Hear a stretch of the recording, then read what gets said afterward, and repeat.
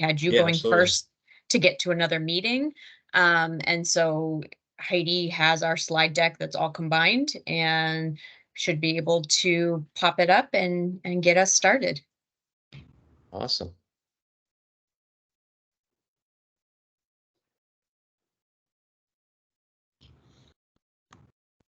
All right. So thank you so much for having us today. I'm Rob Rod.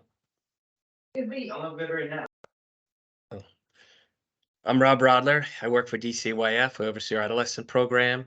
And thank you for allowing me to go a little bit early today. I have a meeting at 3, so I'm glad to be able to do my presentation. It's going to be very brief. From what I understand, we have about 15 minutes to present and answer questions. So I'll probably go through my slides pretty quickly and save time for questions. Hopefully that'll be helpful. So I don't know if I'm going to move them myself or how that works. So. All right, so you can move through that one, Heidi. Okay. All right, so this is our mission statement. Essentially, we're trying to help current and former youth in foster care become healthy, self-sufficient, and successful. And our first prerogative is to try to connect them with caring adults. A lot of our youth have many adults in their life, but we want to connect them with individuals that are, not necessarily all in the DCYF system or a provider network, but individuals that know and care about them just from a personal perspective. Maybe they meet them through a job, maybe they meet them through a positive youth development activity. Maybe it's a foster parent that becomes a long-term connection. So we're really trying to make sure that our youth, have those opportunities to connect with those caring adults. And there's a program that we have that I'll talk in a few minutes about that tries to do that proactively. Opportunities for normalcy. Normalcy means youth in care should be able to do the same things that their same age peers are doing. Historically, there's been a lot of limitations on that. So we really try to advocate for youth to be able to be involved with sports, to be involved with activities, to take driver's ed, to have opportunities to see friends, to be able to date, to be able to do things again that their peers are doing whenever possible. Positive youth development, a lot of you might be familiar with that. It's the best model that I know in working, engaging with youth. We look at it through the 5 C's lens, so connections, character, caring, competence, and confidence. What are activities our youth can get involved in that they can start to assimilate those 5 C's? So again, it comes back to those normal activities that we're trying to open up doors for them to be able to participate in. And we have federal funds that allow us to do that. Supportive use resources, I'm going to be going through all the things that we have in the rest of the presentation, so I'll cover that. And then ultimately, the bottom line is wherever our youth are going to go, whether they're going to go home, whether they're going to be going to someone's guardianship, maybe a relative, maybe they're going to be adopted. No matter where they're going to be going after they get into care, ultimately we want them to be prepared for the day that DCYF is no longer involved and they can become an adult and they're ready to pursue their own dreams and aspirations.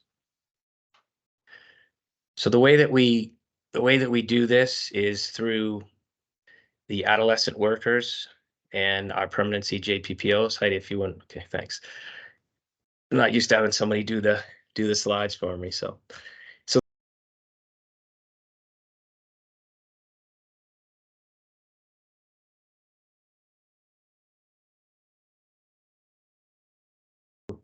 And the North Country has one.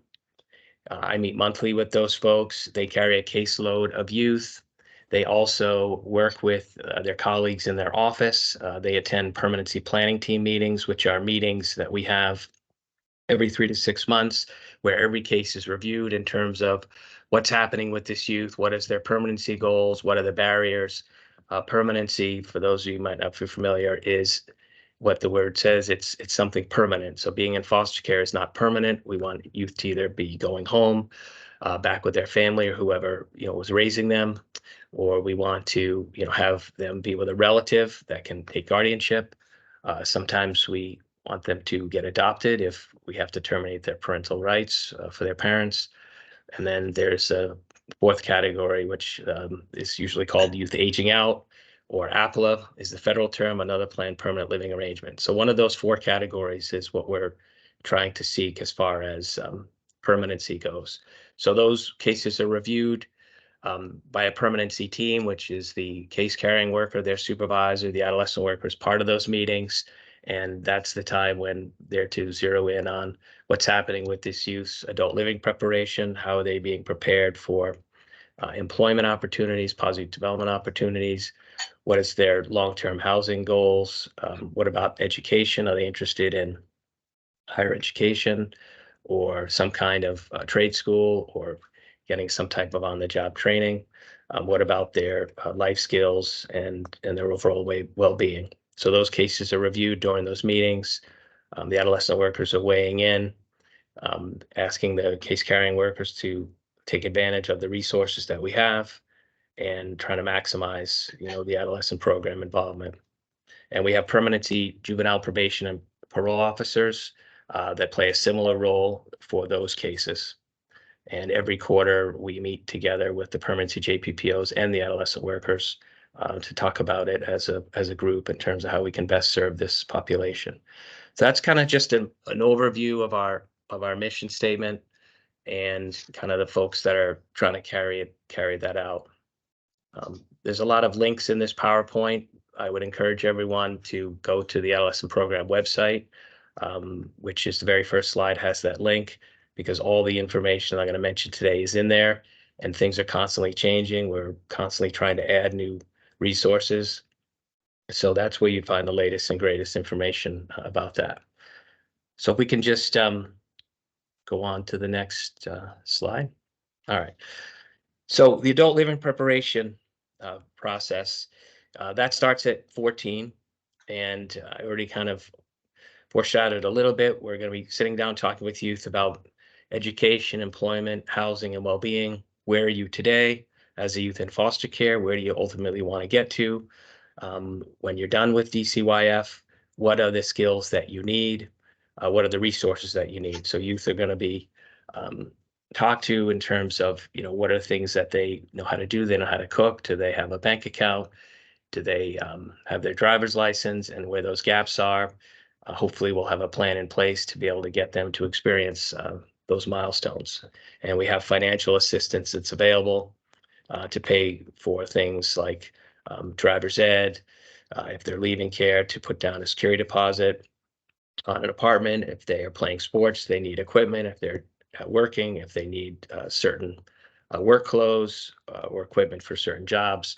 So all of those things, if it's positive youth development or related to adult living, we can cover that through our financial assistance. We have an annual youth summit. We just had that on August 10th at NHTI. It's a day that youth and care get together, usually on a college campus, to have some fun, find out about resources, attend workshops, and network with each other. There's a foster care bill of rights, which we're actually going to be talking about at our youth advisory board meeting coming up. Those are rights that youth in foster care should expect while they're in care, and those are actually supported by law. LifeSet is a program that provides services to youth 17 and a half and older. Their whole model is based on the fact that when youth are closer to 18, things are a lot more real to them. So they're really focused on the same things I've been mentioning: education, employment, housing, well-being. LifeSet provides support 1 to 2 days a week for 7 to 9 month period for youth, trying to help them identify their goals and trying to help them address any barriers that stand in the way of those goals. We have about 70 youth as of today that are involved with LifeSet. New Hampshire Trails is a curriculum that we created in the early 2000s and have updated a few times since. It's essentially a curriculum for our caregivers to make sure they don't miss anything when talking to youth about what they need to know as adults and preparing them for those opportunities. And our caregivers can get trained in that. Our residential facilities are required to do that. And that's another way where we're trying to prepare youth for the future. So if you could just go to the next slide. Okay. Our tuition waiver program, we've had that since 2008. That came from our youth advisory board. That provides a limited number of tuition and fee waivers to youth that are attending any of the public colleges in New Hampshire. So we're talking about UNH, Keene, Plymouth, formerly Granite State College, although I know it has a different name now, and then all the 7 community colleges. I'm really excited to say that we have expanded our waiver program. We started off with 20, we went to 30, now we're at 70. So this year alone, we have more than 50 youth that are getting this waiver, and that allows them to attend one of those schools without paying for tuition and fees for that year. And as long as they're making satisfactory academic progress, they're going to be able to get it, hopefully until they graduate. Our youth advisory board, which happens to be meeting tonight, and Maddie is our youth leader for that board. That's an opportunity for youth to come together, identify things that they would want to change about DCYF, and work together towards doing that. We have a speakers bureau that's part of that board for youth that want to be involved in committees. They want to be involved in presentations, that basically want to take a more active role using their voice outside of the Youth Advisory Board. We have a big kickoff of diversity, equity, and inclusion meeting tomorrow. We have 4 youth, including Maddie, that'll be part of that. And that's an example of the Youth Speakers Bureau component. We also have, it's not on the slides, but we have a training called Strategic Sharing, where youth can learn how to reflect upon the experiences that they've had being in care, and share those experiences in a way that they don't feel like they're oversharing, and they feel like they're conveying the points to the audience in front of them, to whatever change or impression they're trying to make. So if we could just go to the last slide, I'll cover that, and then happy to pause for questions. So the last slide, you could kind of group it as services that are available to youth that are young adults. So the first one is our HOPE program, which started in June of 2020. It stands for Housing and Opportunities to Personal Excel. Basically, this is extended foster care. So it used to be when a youth got to be the age of 18, they could either walk out of DCYF services, or if they were still in high school or pursuing their GED, they could stay on until 21. Through extended foster care, you don't have to necessarily be in high school, although you could be. That could be a way to qualify. You also could be in college. You could be in Job Corps. You could be in another job training environment. You could be looking for a job. You could have a job, or you could be disabled and not be able to do any of those things. So it's really increased the amount of youth that are able to take advantage of extended foster care.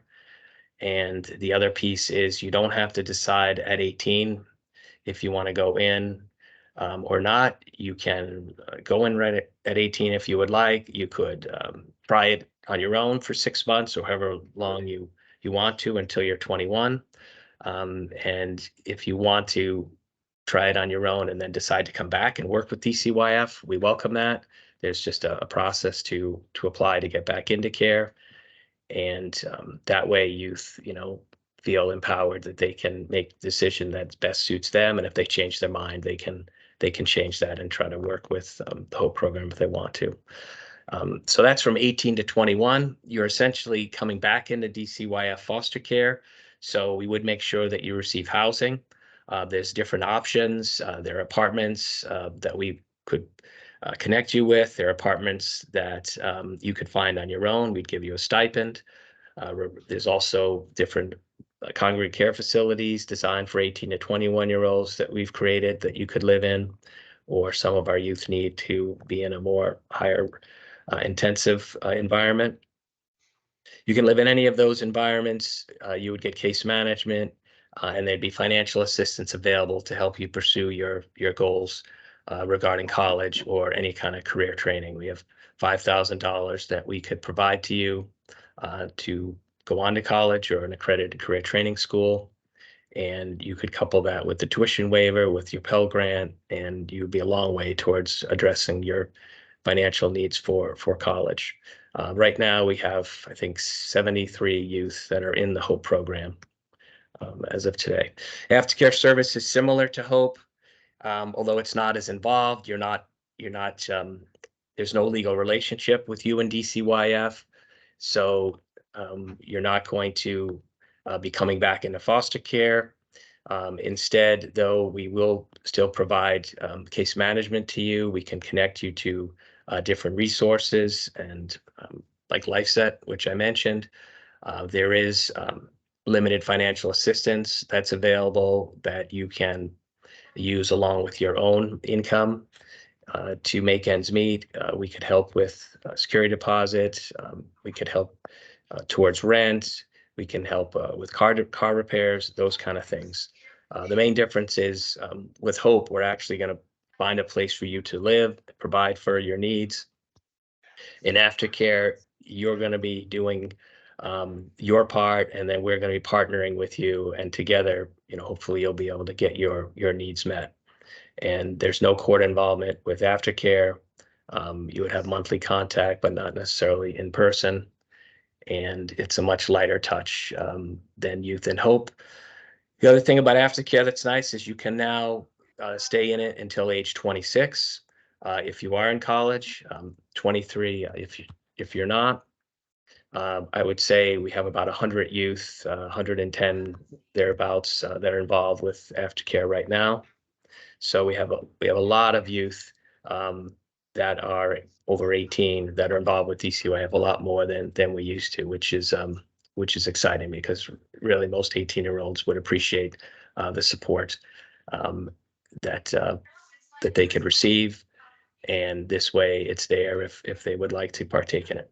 Last but not least, work with Heidi on housing voucher partnerships. We have partnerships with various local housing agencies where we can have eligible youth access a voucher if they were in foster care at any point. They could be in foster care at one day at age 5. They would still be eligible if they're homeless or they're at risk of becoming homeless. Once they get a voucher, they can live in a Section 8 apartment for up to 3 years. And many of the housing agencies will turn that over to a permanent voucher so they could live there as long as they wanted to, or until their income rose to a certain level and they no longer be eligible.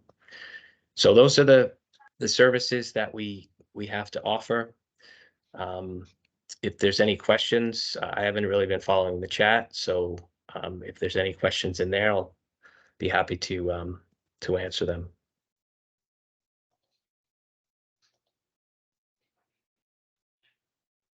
Hi, this is Catalina up in Carroll County.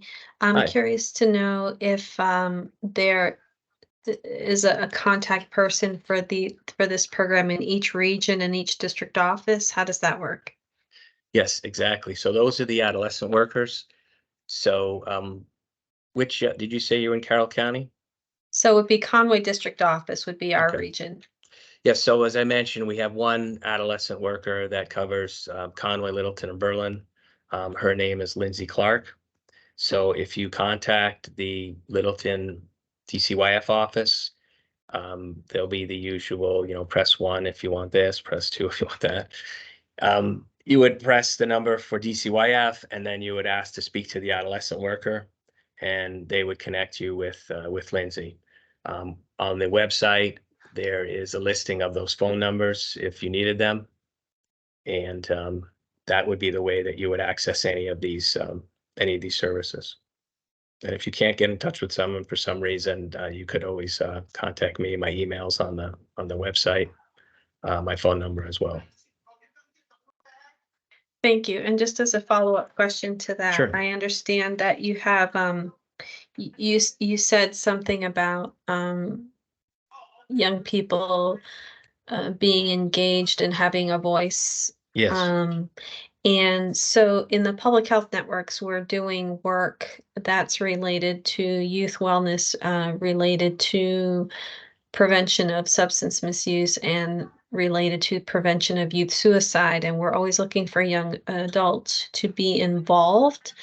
And I'm wondering now, and we can offer even trainings for the people to become trainers and that sort of thing. And I'm wondering if this is a population of young adults that we can tap or invite to be involved, and maybe we can figure out a way to incentivize it as well, because people's time is valuable, and transportation and such like that. Yeah, absolutely. I would say any youth voice opportunities, again, that's a chief component of positive youth development, right? If you can have someone feel like they're honing their voice is being heard, that's going to give them confidence. So would love to partner with you, and we can talk about who might be interested, and we also would be able to reimburse them for their time. We do that with any activities that are outside of our regular youth advisory board. So absolutely. Thank Do you. you I'll want to? follow up after this meeting. Yeah, if you want to do that, that would be fantastic. I did realize that there was one program that I had foreshadowed, but I didn't mention. So we have Community Connect program. Not sure why it wasn't in there. It is on the website. So we have in our Claremont and Keene offices, Nashua and Manchester program that someone would sit down with the foster youth 14 or older. They'd talk to them about any past connections, an aunt, an uncle, a former boss, coach, teacher, um, neighbor, and would ask if they would want to reconnect with that person. And if it's a yes, then they would try to do that, reconnect them with that individual that was a meaningful connection in their past. If not, they would connect them to a mentor in the community based on shared interest. We're looking to expand the program next to Rochester and Seacoast.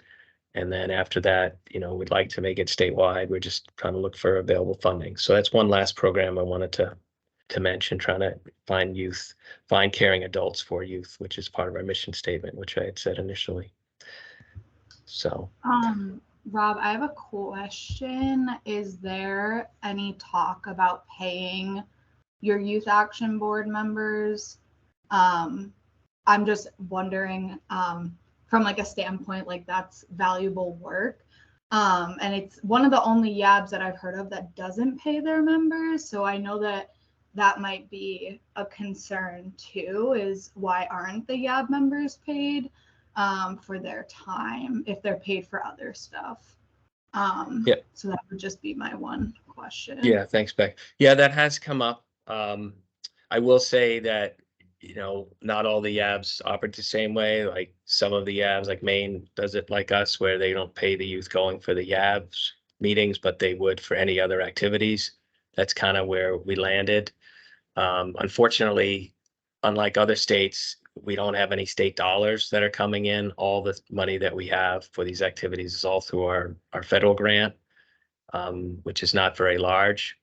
So that's one of the reasons why we've said if you're doing anything outside of the YAB meeting, we would reimburse you. But we've been unable to up till now, pay for youth that go to those meetings. But it is something that, we've talked about, it's come up, and I'm sure we'll continue to talk about that. Any other questions anyone has?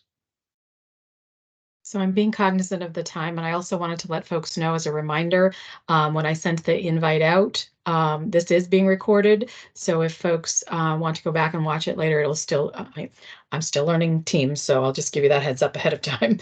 I'm understanding that there'll be access to it. I haven't quite figured out how that works, so I will let you know how that does. And then I think we'll move to our next presenter. As a heads up, we're already half an hour in, but we still have about 40-ish minutes left. Is Erin here to do the next piece? I am. Yes. Okay, so now we're gonna watch Heidi try and figure out the PowerPoint. Ready? Here we go. Well, thank you, guys. Thanks, Rob. Yeah, I much prefer Zoom myself. I still haven't figured out Teams. I'm with you on that. Okay, so now I have to, there's a way to.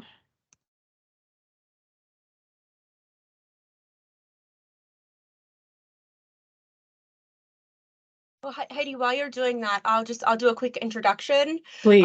Okay, perfect. And then we can just skip to the slide, the trafficking in person slide. So hi, everybody. My name is Erin Laskowski. I'm the DCYF Human Trafficking Specialist. And I work with child protection staff and juvenile justice staff in cases where there's concerns or risk or confirmed human trafficking.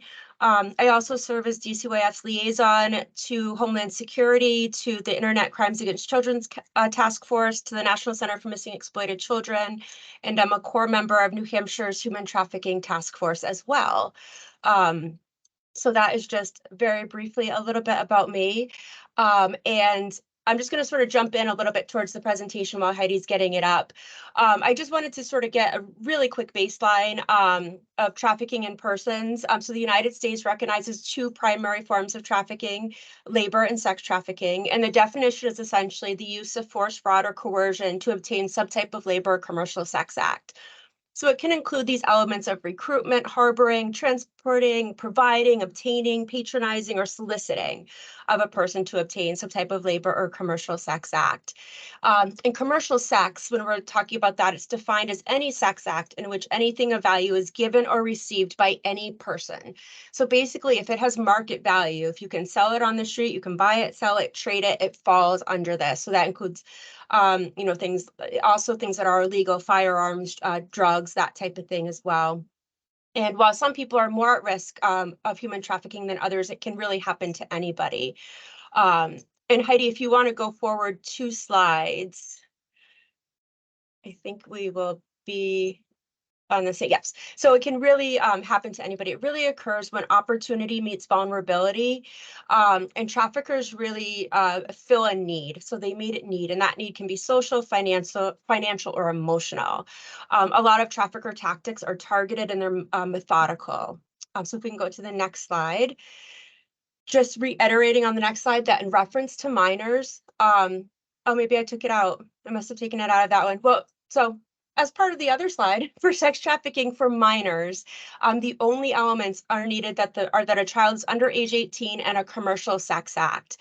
So no force, fraud, or coercion is necessary when we're talking about minor sex trafficking. So that becomes really important. So this is some information from the Polaris Project. They run the human trafficking hotline. This is data from 2020. That is some of their most recent data. And a lot of the trends that they saw really held true in New Hampshire. And that was that human trafficking is profoundly adaptable. When you shut down one venue, traffickers will find a new one. We saw that during COVID. We saw a lot of increases in recruitment online. So while we saw proportions of victims from, some of the more common recruitment sites, what Polaris saw, so strip clubs, foster homes, schools, all of those went down drastically, and the internet was reported as the top recruitment location for all forms of trafficking. The other thing that they noted is that human trafficking is highly personal. So there's a lot of misinformation out there. There's a lot of concerns about schemes and kidnappings and abductions. Data continues to show that victims usually know and trust their traffickers. Recruitment by family members, intimate partners was highly reported for all forms of trafficking. We rarely see, not that they don't happen, but it's very, very rare to have an abduction case. I think the last statistic I heard was from Homeland Security, and it was in earlier this spring, and it was less than 0.5%. So like a 0.5%. So it's very, very low. Although that is the form that tends to get all of the attention. It's just far, far more likely that recruitment is done by people that the child knows or the person knows. Of note, family and friends who know something about the victim in the situations were also the most likely to be the way that victims connected to help. So they were also identified, family and friends were also identified as the access point for help in a majority of the cases. The other thing that they noted was that human trafficking doesn't happen in a vacuum. Virtually everyone who ends up in a trafficking situation has a really clear and identifiable vulnerability that the trafficker preyed upon. There's usually a really clear path. Hindsight's always 2020, right? I mean, so, with that being said, though, there's always a very, very clear path to how this happened. And so we can go to the next slide. So the next slide is a really quick video. So I used to always talk about this, about how youth are recruited, how it's done, how things happen. But this is a survivor video. This is from youth survivors, and it's from their perspective. It's very aligned with what we see in New Hampshire, and they do a far better job, I think, than I do of explaining it. So it's just like a 2-minute video that I wanted to play to sort of explain this piece.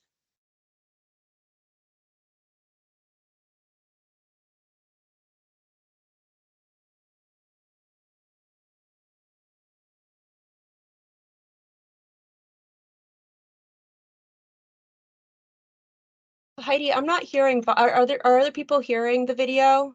No, okay, I'm not hearing it either. Heidi, when you click share screen, you might have to also click share audio, because I know Zoom has that same issue.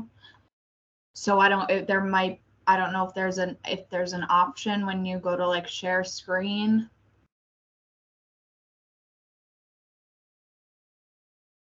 Yeah, there is that option as we include presenter sound, which is at the top when you hit the share button. It's the first thing that comes up.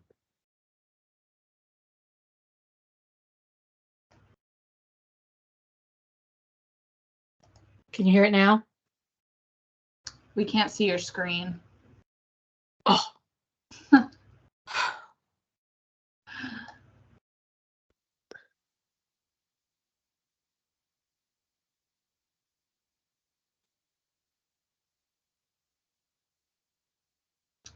No.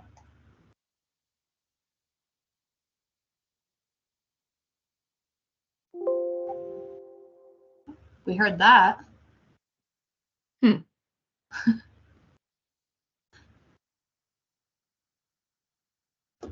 Is there like is there like a link to this video? I'm wondering if it might just work if you pull it up in a different tab. So I did it, I did it as an embed.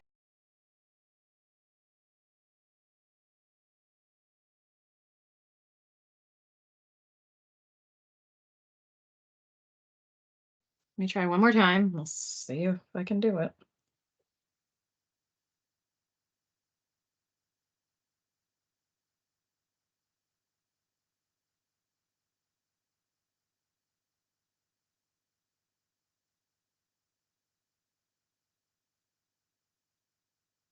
Can you hear it now?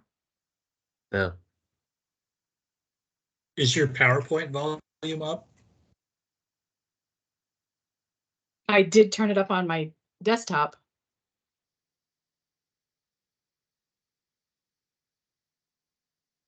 In the mixer though? The mixer? Yeah, like where you set the audio for each source.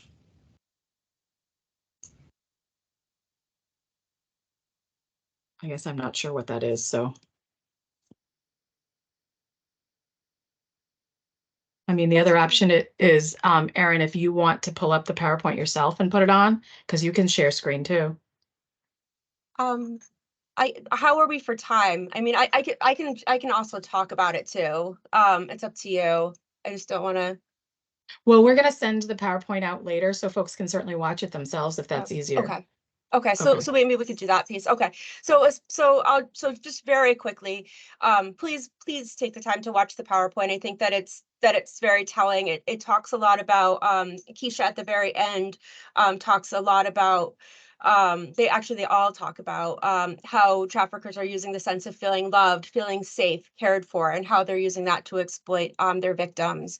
And it talks really about how trafficker tactics are targeted and that they work, and that there's manipulation of the child's feelings. There's sometimes drugs or alcohol involved. So it's definitely worth watching. I think it's a very good video. So just some DCYF trends. So in 2022, there were a little under 100 reports made to central intake and that had specific concerns for human trafficking. A majority of the referrals were for child sex trafficking, and a majority of the youth referred were female. So while some reports definitely involved kids ages 0 to 9, a large majority had child age ranges from 10 to 18, with the largest percent in the 15 to 18-year-old range. So this is really baseline data. We haven't been collecting this data over time. So I hesitate to extrapolate a lot, and just as we sort of go through some of the information that comes out, I don't know how much we can extrapolate from all of this. We don't have a lot of baselines. We're really working on building that capacity. So I just wanted to just sort of put that out there. So that was sort of what came into intake. When we began investigations, the assessments that had, oh, sorry, Heidi, next slide, please. The assessments that had specific allegations, about half of them were unfounded. The other half were a mixture of unfounded, but with reasonable concern. We had a percentage that were founded. We had a couple that were still pending, and we had a couple that were closed incomplete. And when they were closed incomplete, it was usually pending police report that the criminal cases in these situations are tedious. They're long. They require a lot of law enforcement activity, a lot of evidence. So there were times that things closed incomplete pending those police reports. And then on the next slide, in 2022, DCYF had identified a total of 41 victims. So this was a huge increase from 2021, which was 11.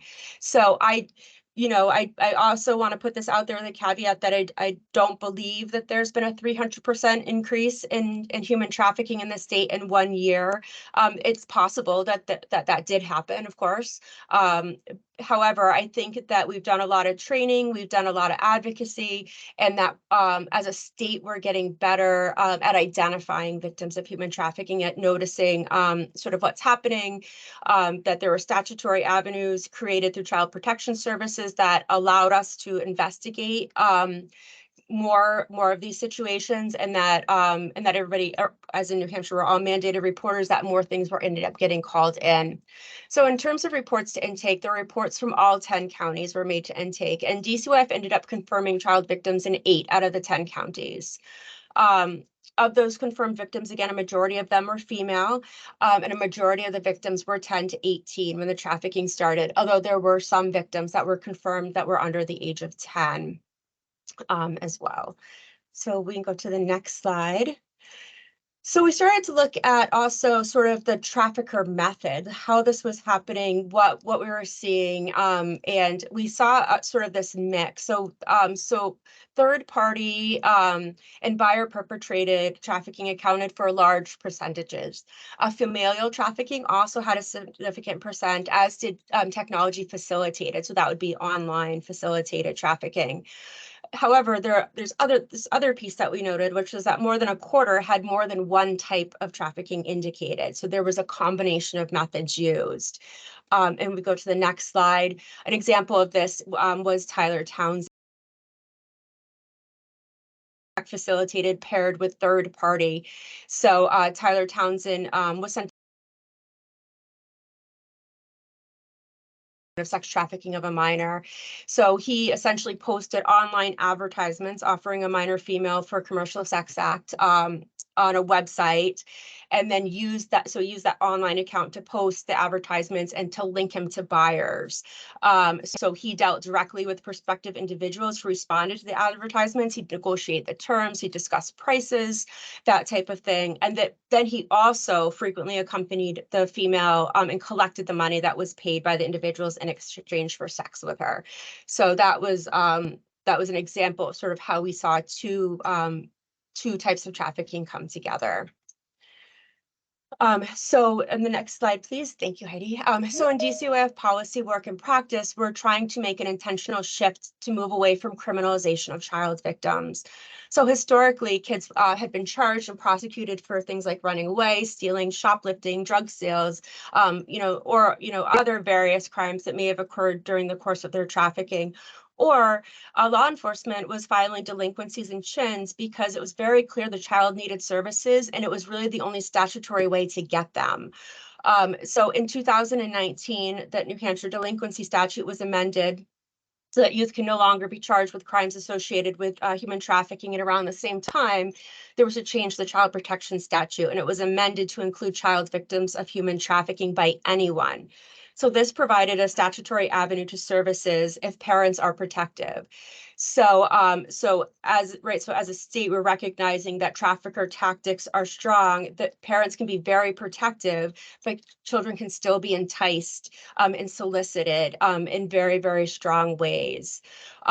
So and a lot of the shift is really due to the fact that criminalization is just shown to have poor outcomes. It largely just doesn't work. And this drives with national trends as well. This sort of non-criminalization principle is important for a lot of reasons. So it increases the likelihood that victims will exit their trafficking situation. It increases the likelihood they're going to cooperate freely with law enforcement and engage in treatment. It also puts them under victim rather than perpetrator status. And that's a huge thing for kids. In juvenile justice, the blame isn't on the adult exploiting the child. And so the language that we use matters to kids. It matters to them, and it affects how they're treated. So we're really working to address the trauma and root causes versus just the overt behavioral outcomes of that trauma, which I think is sometimes what we were seeing. So like if we can tell a child not to run away, but if we're not addressing the underlying reasons they run, it's completely ineffective. We have to look and take into account how that youth's vulnerability collides with adults willing to exploit them, not just the youth's actions. So we are looking to sort of switch up that framing and moving away from criminalizations, not giving kids timeframes that are court imposed timeframes, but instead, or prosecutorial statutes, but instead are based on treatment itself and the outcomes of treatment itself, so that kids can get full treatment and full care around all these other pieces. And if we can go to the next slide really quickly. So our main objective is to provide appropriate services to child victims. In general, identifying victims is hard, especially in familial trafficking situations. Familial trafficking dynamics have really specific familial cultures and expectations that prevent disclosures. And a lot of times some children don't have any idea that something is even wrong, much less know that there's any commercial element to it. A lot of times youth don't view themselves as victims. They don't want to view themselves as victims. They don't want to be treated like a victim. They don't want to be thought of like a victim.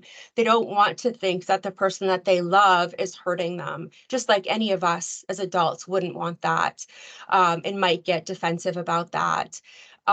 We often see kids who are trafficked are often labeled as uncooperative, but the reality is there's trauma responses there. They're scared, they're possibly embarrassed, they're worried they're going to be in trouble, and they've been exploited and manipulated by their trafficker. A lot of times too, they may believe that their trafficker is the only person who truly loves and cares for them. So that is a very big draw, especially to children in juvenile justice and child welfare. So it's just something that we take into account. This is generally not an area that we get a lot of disclosures around. A lot of times youth often feel complicit in their victimization, and we see some impacts in that society at times tends to blame the child, especially with older kids. And traffickers use that, and they start to reinforce that victim blaming. I always talk about how with our older youth, when I start to hear, if only they hadn't run away, if only they hadn't done this, if only they hadn't done that, we're starting to shift into that victim blaming, and society just tends to do that with our older youth quite a bit as well. So there are a variety of resources and in-home and residential services that we're utilizing. We're working to customize those services to provide, really specialized and appropriate care in these situations. A main component around that is really trying to have a shift so that children are entering through child protection, because that seems to be just a far more successful avenue for them. We're also trying to bolster building protective factors, youth understanding of healthy relationships, building support networks where needs can be met in healthy ways, developing healthy coping skills, building resiliency, and sort of all those pieces that the youth will need going forward. And really taking youth voice into account. A lot of these services, a lot of this doesn't work if there's no buy-in. And so really listening to what is it that the child wants, what is it that they need, and incorporating that and giving them voice is really important when we're looking at service provision with trafficking victims. And next slide, please, Heidi. There's only 2 more slides. So some of the barriers that we run into around that is lack of knowledge about the crime itself. So there's a societal at times, and sometimes a professional misunderstanding that the force, fraud, and coercion is necessary for child sex trafficking, but the only 2 elements required in youth sex trafficking are a sex act and a commercial element. There's still a lot of myths around human trafficking. Like many community members may still think that movement is required, and that human trafficking and smuggling are the same. They're not, right? So trafficking is very different. Smuggling is really when somebody is moved with their consent in violation of immigration law. There's no movement required for human trafficking. Also myths that boys can't be the victim of child sex trafficking, or that human trafficking victims are only foreign born or those who are poor. There are other myths that human trafficking victims are going to seek help when they're in public, that they want to be rescued, and I sort of use air quotes on that, and that they're going to be reaching out, and that's not what we see or what we know, right? When we start to talk about these relationships that the trafficker forges with victims. So this can start to impact society's understanding of victimization, and then victims' understanding of victimization, as well as how professionals are responding. So if we're not correctly identifying and they're giving us information and we're missing it, there's, that becomes a barrier. Victims rarely self-identify. And this isn't an area we get a lot of disclosures, nor do we expect to. Traffickers will often identify themselves as a loving family member, as a boyfriend or girlfriend, as somebody who loves the victim and who's just trying to help. Victims may also be fearful of police or authority figures, which makes it difficult to intervene. Some of the most vulnerable kids have already had police involvement or child welfare involvement. So, there's a lot of baggage that comes with that. We also see victims maybe using drugs as a coping mechanism, or that they've been solicited using drugs and they're worried they're going to be charged as a criminal for drug use or possession. And adults that have enticed kids with drugs or alcohol will use that against them later, right? They're going to find out you drank, they're going to find out you did drugs, then you're going to get in trouble. And they start to use that and instill fear in the child. So there's a lot of other pieces that are happening too. Again, this is sort of a brief overview, but we really, these can be really difficult situations. We see traffickers really using these targeted mechanisms, and then I started talking about the victim blaming a little bit earlier on too as well. But the last slide is a video. I'm hoping this one works because it is a very powerful survivor video of a child sex trafficking survivor who was involved in the child welfare system. So I don't know, Heidi, if hopefully that will play.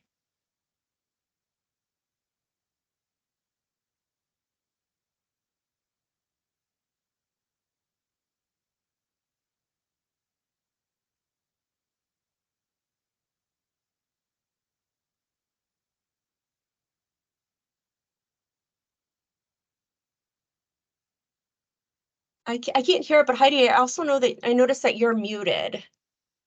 So I don't know if that matters.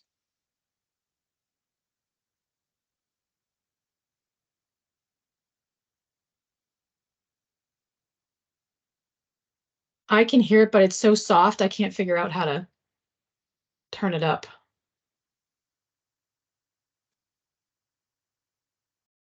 Heidi, if you click on the slideshow, like on the video on the bottom, there's like that little volume button. Can you move I see that it. at all? Let me try that.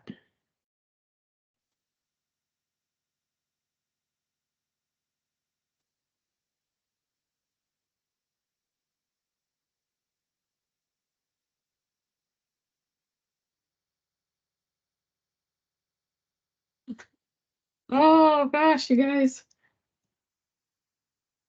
It was worth a shot. I know. Oh, one other thing to Heidi. check is sometimes the teams want to hook up your work phone to the mic and the camera with the laptop. And then think there's a thing Heidi- to look at. Right. I think Heidi has to share the video, not have it sent to her and share. Like it has to be your video, Heidi, from your machine. If you Well, I have a had it link on the to- desktop. That's where I have it. Oh, you had the video on the desktop? Mm-hmm. Hmm. That's why I wonder if, Jess, if you have it, if maybe you can open it and try and share and see if it'll come from yours or Erin, either one. Yeah, I don't know, because you're the owner of the team site. I don't know if they can share even. Oh, I see. I'm not sure. It's worth trying. Let me see if I can share on my end. I don't know if it will. All right.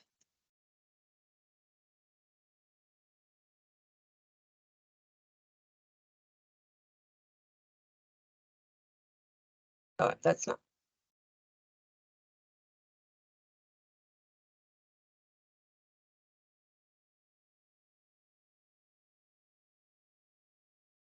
Can people hear that? I can't see the rest of my other screen. Nope. Nope, No. okay. And I will stop sharing. I think Heidi has to give you permission to share. Oops. I don't know. It's tricky with Teams. It is tricky, yeah.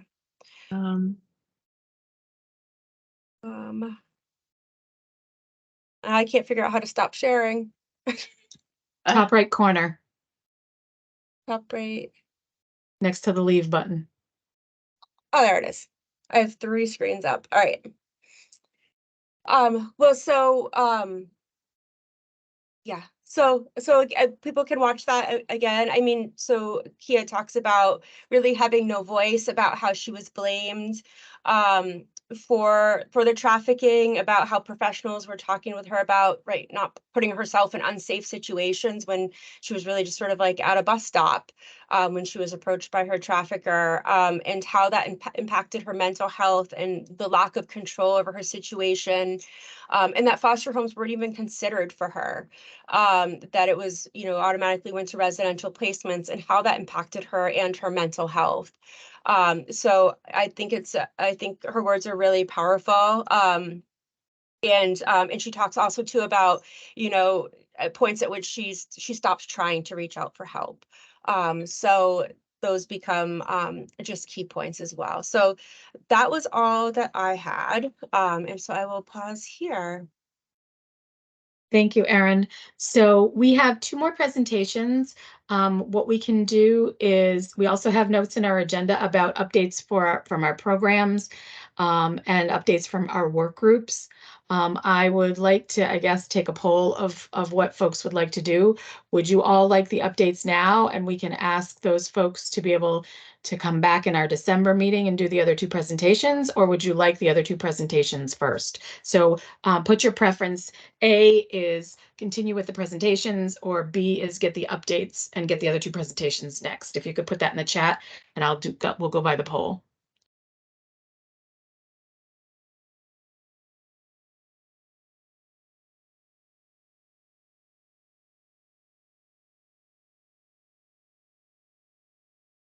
I have a lot of A's. Actually, I think we have mostly A's. So let's go with the A's. We'll continue with the presentations, and we will provide the updates in the notes for folks. And at our next meeting, we'll celebrate some more successes then. So if I can pass it off to Jess, I'm going to have you share your screen this time, because Oh, it Lord. keeps, well, only because it keeps booting me out. Like it keeps kicking out the Um. presentation. I don't know what the heck I'm doing, but All right, give me 1 second. They're throwing me a curveball, Heidi. I know I do Let's that often. see. Thank you for putting up with me. I appreciate it.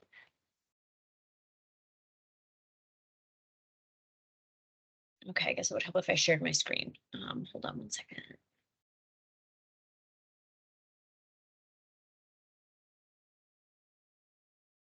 Okay, can you see my screen? Yep. Awesome. Can you see that I have multiple slides going at the same time? Nope, you got it perfect. Awesome.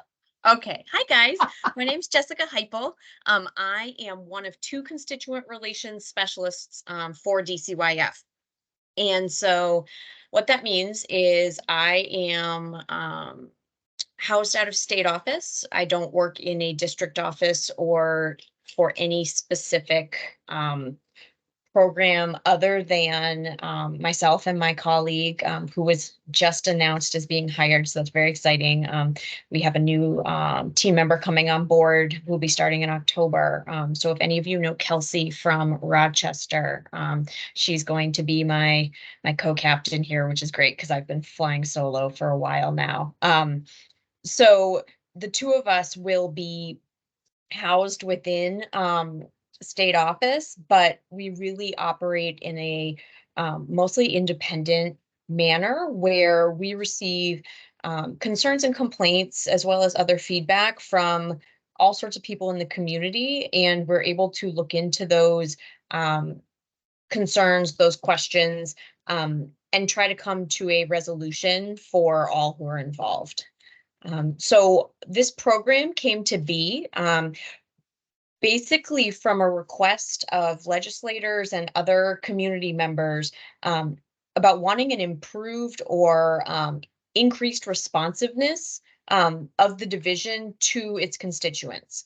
So I think everybody probably could echo that they've had a time where they just want to talk to a human being, and that it is incredibly hard within state government to find a person to talk to, let alone the correct person to talk to. So my position and my colleagues' position were created as sort of those forward-facing people who would be out there, available, responsive to questions and concerns, and able to interface with different parts of the agency to be able to address those concerns. So we look into a lot of different things, people with concerns about decision making, people with requests for information about relatives who may be in foster care and they aren't able to find them or to find who they should speak to about them.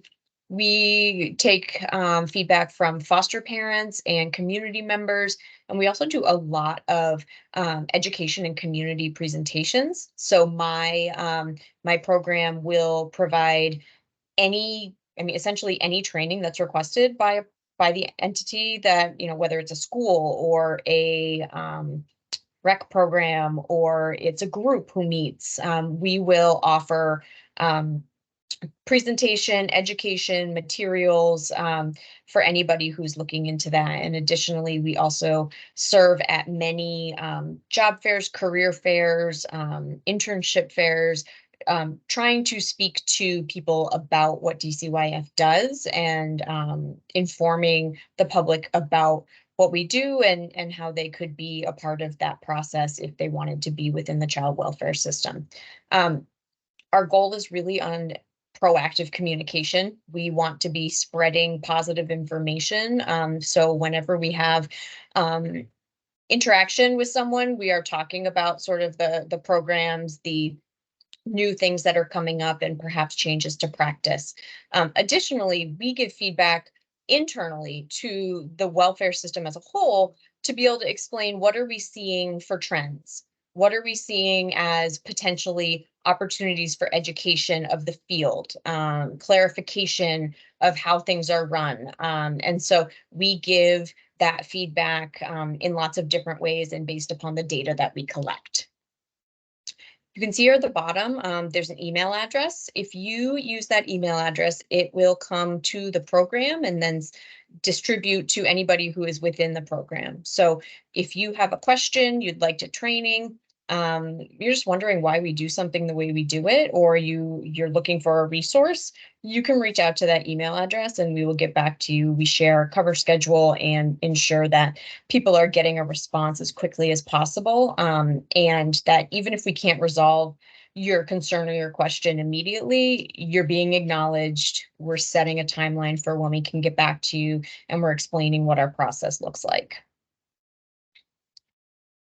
So prior to the creation of this program, if somebody called our state office and had a concern, those concerns would sort of be farmed out to different people. It could go to a bureau chief, it could go to a field administrator, it might just go to the person who answered the phone. And there was not a lot of consistency. There also was no real tracking of who was addressing these concerns, what they were saying, and really what was happening with them. So by having the inquiry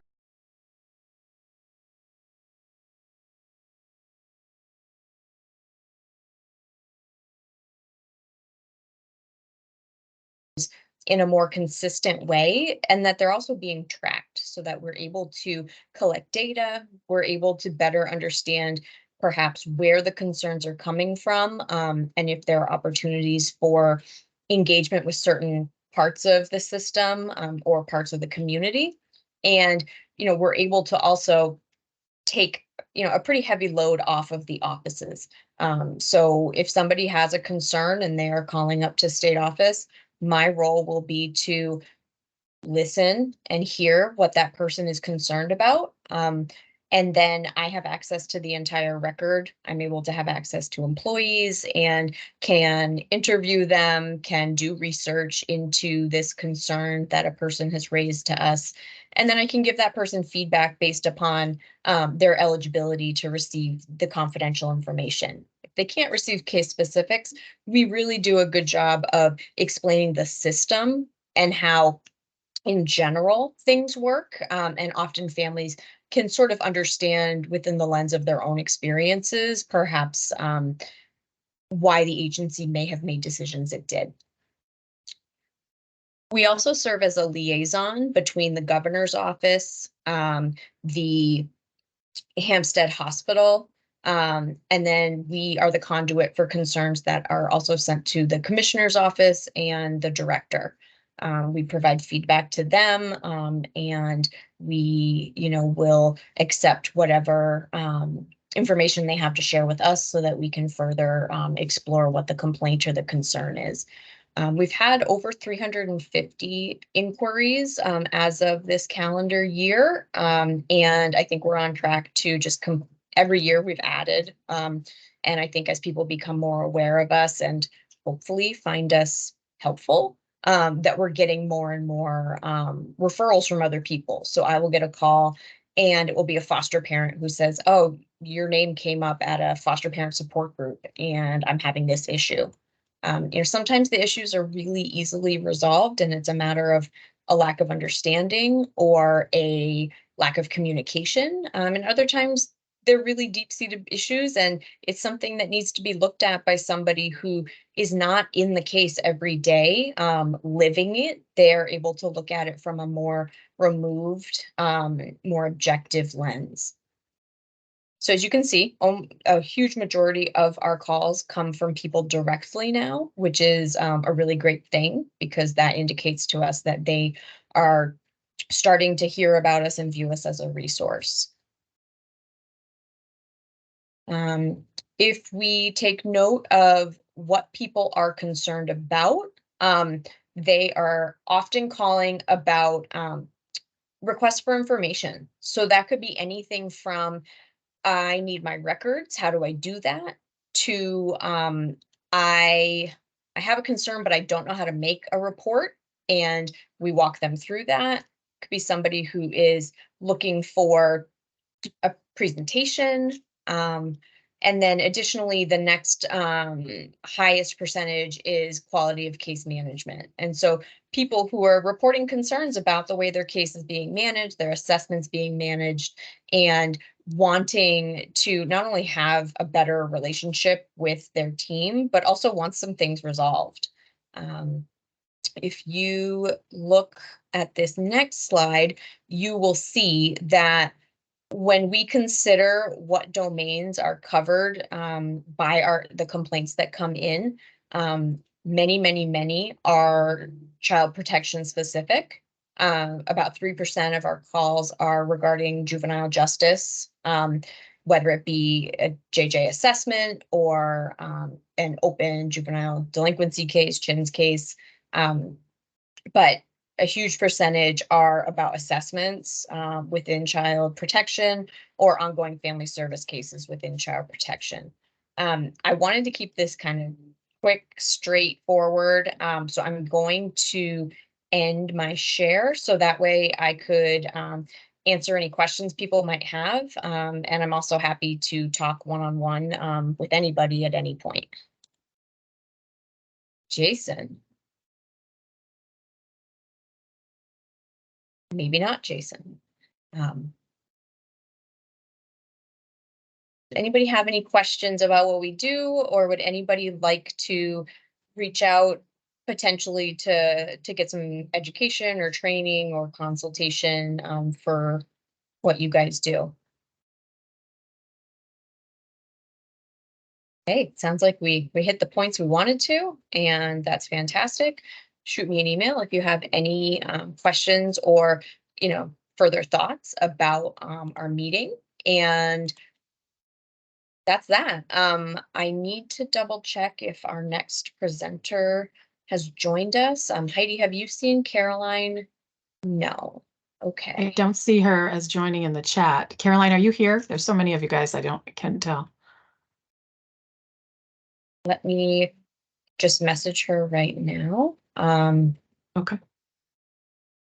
While we're waiting for that, Jessica, maybe we could do, Maddie, do you want to do some updates about the schedule for next year?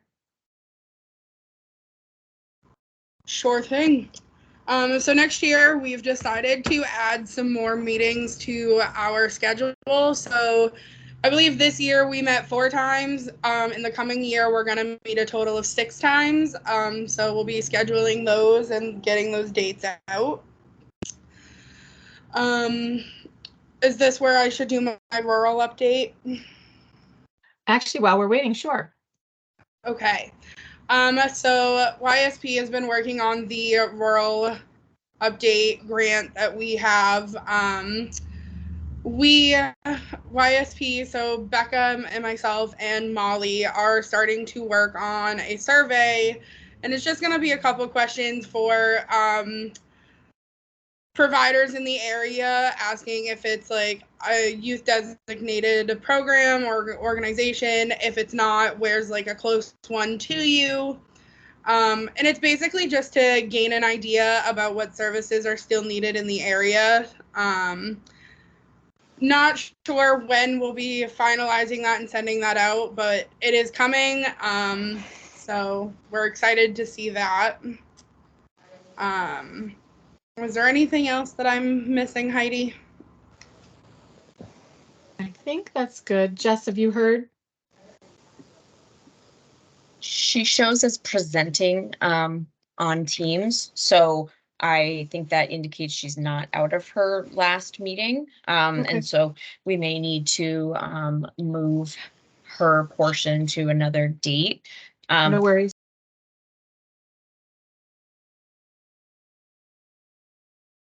More about it when she's ready. Yeah, we can think about that for that. Thanks, Jess. Absolutely. And Heidi, did Rob reach out to you about needing to update the PowerPoint? Yeah, I was wondering if I could still get it. Yeah. I just saw it. Today. Yeah, I'm not sure what that was, but he did not. So okay, so can you just not send out the PowerPoint this second? He asked me to. When I do the add notes, a we'll slide. send it. Sure. Great. Thank you so much. Yeah. And hopefully people will be able to see the videos that way. So yeah. When I clicked on them, as I put them in, I could. So I think it must just be a presenting thing. Kerfuffle. Yeah. Okay. In terms of other updates, so we have, I'm not sure who from our projects are here. So I'm going to throw out there to see if Waypoint is here that might be able to provide what's been going on in terms of the youth homelessness demonstration program grants. And Waypoint for the Balance of State has a host homes program and a rapid rehousing program. And Jackie, I just saw you come off mute, so I'm going to pass it over. Yeah, so we have been busy. Sorry, I'm like just coming back from vacation and a lot's been going on. I do want to announce too that Waypoint is going through a little bit of like a department restructure for our runaway and homeless youth department. So what that means is we are kind of reorienting our like management staff to be by program rather than by location, because we've been doing it by location and it's just kind of been nutty. So as of 2 days ago, I'm the new housing manager. Thank you, Heidi. Yeah, I'm really excited for that. So I am still overseeing rapid rehousing and host homes here in Balance of State, but also adding some other programs to my oversight. So right now we have 9 enrolled in our host homes. 5 of them are housed with hosts. One of them is moving in by the end of September. And then we have the other 3 hosts, hosts matched with young people, but still waiting on background checks and just final paperwork to be processed, and finding like, some furniture and beds and things like that to help them get a room set up in their home. So yeah, we overshot our goal, which was great to have 7 housed, and we think we have funding to squeeze in 9.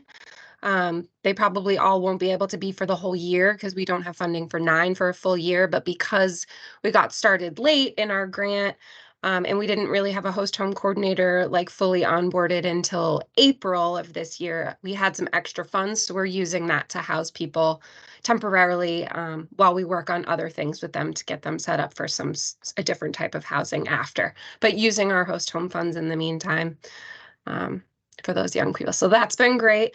And rapid rehousing is going the same as the last time I updated everyone. So all 5 spots are full, all 5 people are housed, and they're all being case managed by our rapid rehousing coordinator, Courtney, and working on their goals. So nothing super new to report here, but smooth and steady at least. I love that. Thank you, Jackie. Would you mind sending me that little blurb in an email and I'll put it in the notes? Sure. Yes. Thank you so much. Thank you so much. So any other of our projects here that could do an update? I didn't know if Eric was still here, or I believe Kathy and actually Shay, are you here? She was here. I think she had to leave early. She had to get to another meeting. No worries. I can be quick, Heidi. They're on hold. There you are. Go, Eric. Yes, please. Yeah. The PD's on the other line, so I'll be very quick. But we are still looking for a navigator for our transitional housing piece. But our youth navigator is working with a handful of households. One who is actually a Job Corps right now. But lots of very intricate things so far, which has been great to kind of flush out roles. And one of the areas we're kind of running into some growing pains is just the navigable versus shelter policy and how those things work together. Because the navigators to have input, but doesn't trump policy and safety.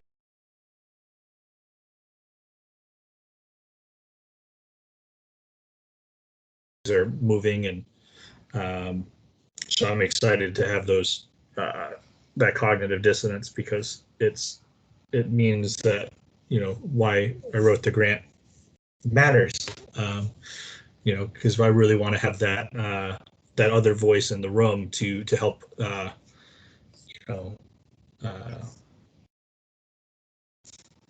young folks engage in a structured and safe shelter environment to the best of their ability. And so it's kind of it's really nice. So yeah.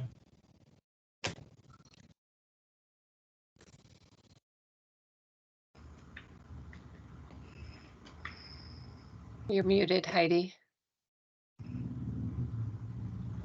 You're talking, but you're muted.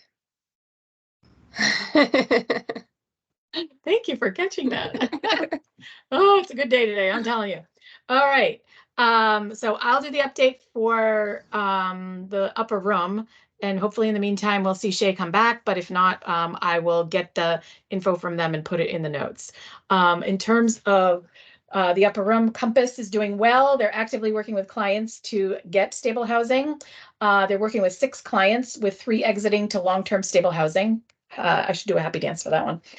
Total number of clients they're serving to date is 9, with one new coming in for the drop-in today. Services are being provided at the upper room programs that are supporting those young folks include HiSET, Take Control, mental health counseling, and they're engaging in life skill lessons, case management, work readiness, and assistance with food and transportation. They're also working with the Continuum of Care regional access point in their area, which is the Center for Life Management in Derry. And they have been partnering in all kinds of ways. So very exciting stuff happening. The other thing I wanted to update too is on youth coordinated entry and case conferencing. That has begun, and there are, we've had 3 meetings of that so far. For those of you who are youth serving organizations and or do case management or anything of that sort, that you may be able to contribute to those conversations and be a partner in that space to help young people find housing and the sort, please reach out and we'll get you connected to a provider agreement form so that you can participate in those and help us in those brainstorming sessions in terms of how to, what to offer in your areas for those young people. Please reach out and we'll connect you to the right places. In terms, I think that's all of it there is in terms of the projects themselves. We actually have a quarterly report due to HUD at the end of this month. It is the end of the quarter, and it will be due at the end of October on all the progress that we've been making with those projects. So that will be coming up.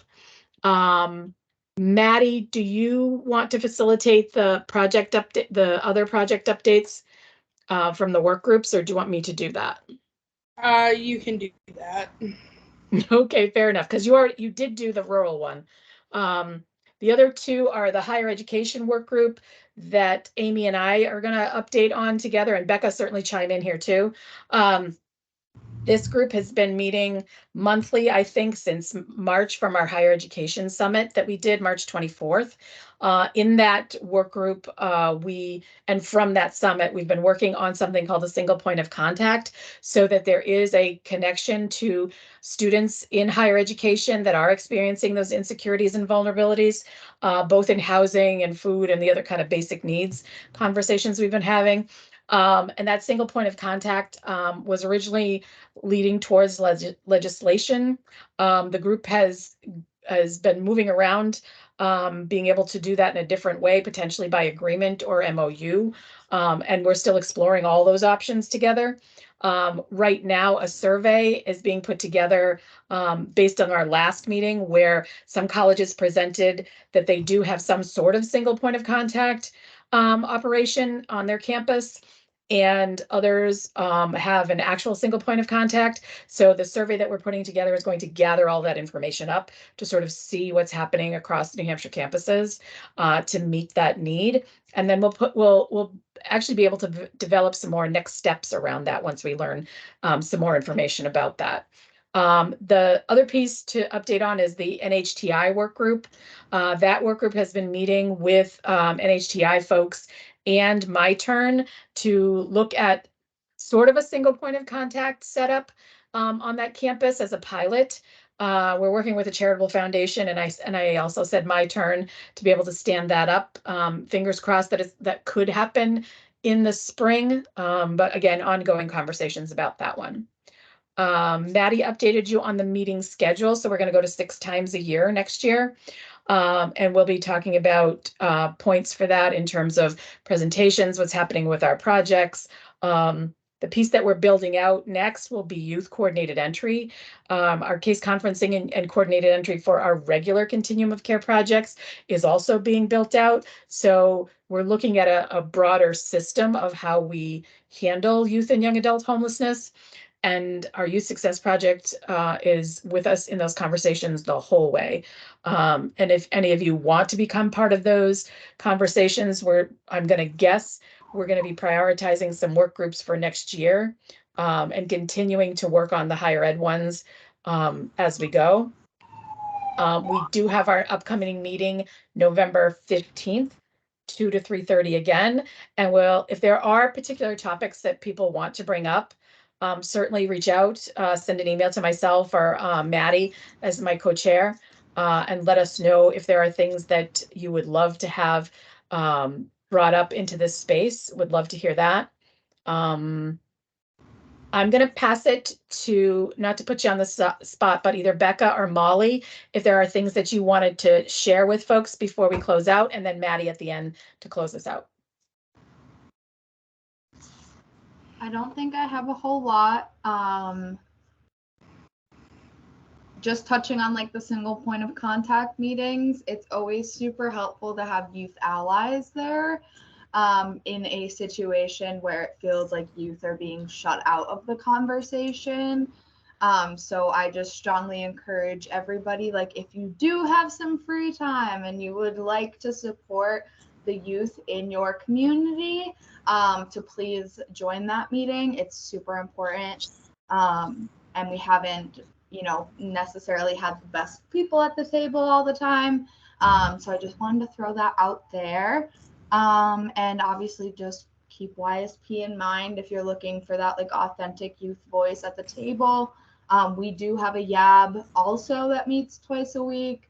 Our members are paid for their time and their work, and there's like ample opportunity to get more involved in different projects like the higher education stuff or like the rural outreach. So I'd be happy to send out our YSP flyer to everybody so that everybody just has it. There's a QR code on there that youth can just scan to get involved. So I'll be happy to share that out. But I think that's all I really have, Heidi. Becca, I can include that in the notes if you want to send it to me. Wonderful. I'll send it to you right after this. Amy, did I miss anything in that update? You're muted.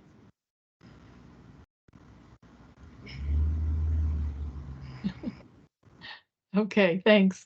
Molly, is there anything you wanted to share? I know you're new to this group, so. No, I don't have anything. Thank you. Okay. Maddie, take it away. Close us out. Perfect. Well, it was a very great meeting. It was very productive, and I was so happy to see all of y'all here today. I believe our next meeting is November 15th. Is that right? So we will see you all then. I hope everybody has a great afternoon. Thanks, everyone. Thank you. Bye. Bye. Thank you.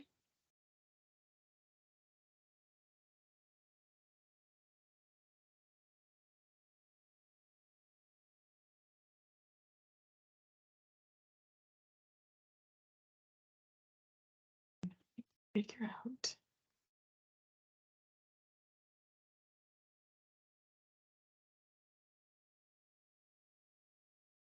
No.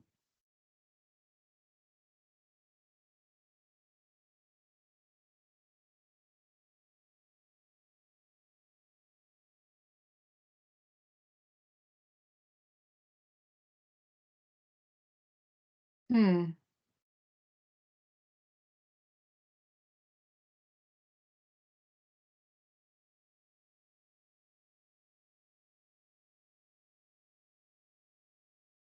This.